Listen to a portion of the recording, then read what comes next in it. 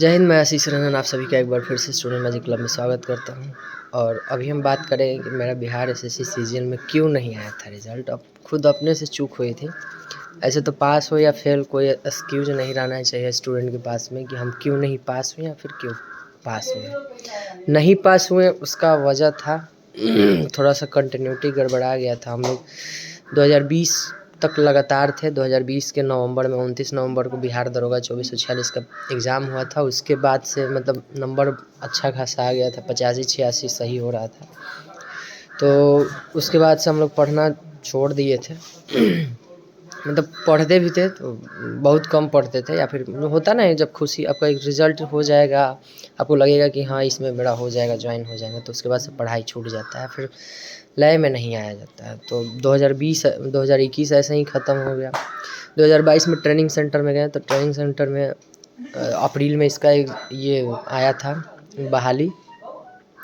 तो अप्रैल से लेकर के मतलब दिसंबर तक, दिसंबर में पीटी हुआ है 24 दिसंबर को इसका।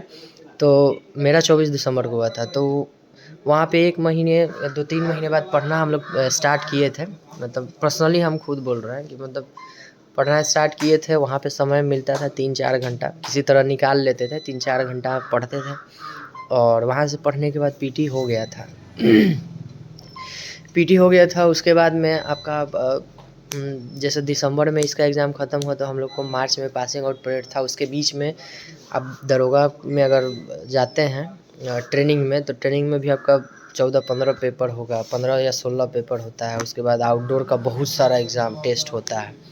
मतलब अब मान के चलिए कि वो टेस्ट की तैयारी करेंगे तो 2 से 3 महीना तैयारी करने में जाएगा, 1-2 महीना टेस्ट भी चलता है, तो 4-5 महीना इसमें ख़त्म होता है। तो मेरा उधर भी समय बहुत ख़त्म हो गया। बीच में 3 महीना के लिए तो जीके जीएस पूरा छूट गया। अब मैथ रीजनिंग हम कभी बनाते नहीं थे, जो प्रैक्टिस सेट में आता था वही बनाते थे। मैथ रीजनिंग नहीं बनाते थे, उसका भी मतलब थोड़ा सा लग रहा है कि प्रैक्टिस करना चाहिए था। वो सब प्रैक्टिस करने पर आपका समय बचाता है, बनने के लिए बनता है लेकिन समय बचाता है आपका।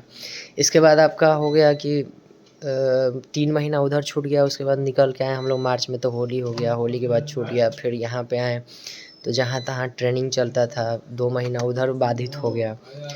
जून में फिर आपका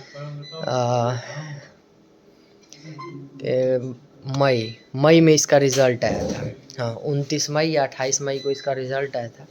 तो फिर उसके बाद याद आया कि अच्छा इधर भी है एग्ज़ाम।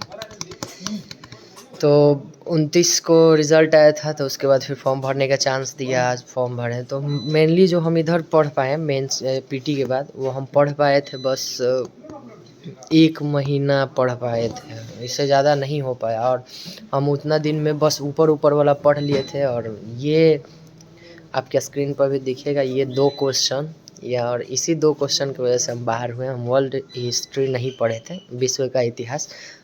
अगर वो पढ़े रहते तो, क्योंकि लूसेंट पे थोड़ा बहुत अच्छा पकड़ है, तो अगर उसको एक बार भी देखे रहते ना तो 2 क्वेश्चन हो जाता है और मतलब इसमें हो जाता है।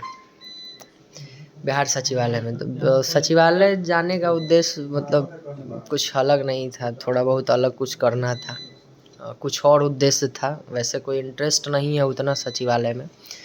दरोगा कल भी बेस्ट था, आज भी बेस्ट है। दरोगा में भी बिजी रहेंगे और हम उधर भी जाते तो उधर भी मतलब बिजी ही रहते हैं, अपने शेड्यूल को बिजी ही रखते हैं इधर उधर करके।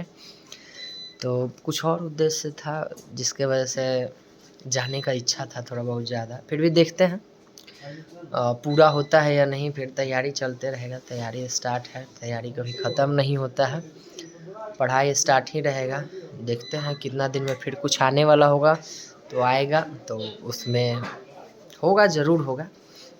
खुद से गलती किए थे, अपने ही गलती था। थोड़ा सा विश्वास हो जाता है ना, और रिज़ल्ट आने लगता है तो लगता है कि हो जाएगा हो जाएगा।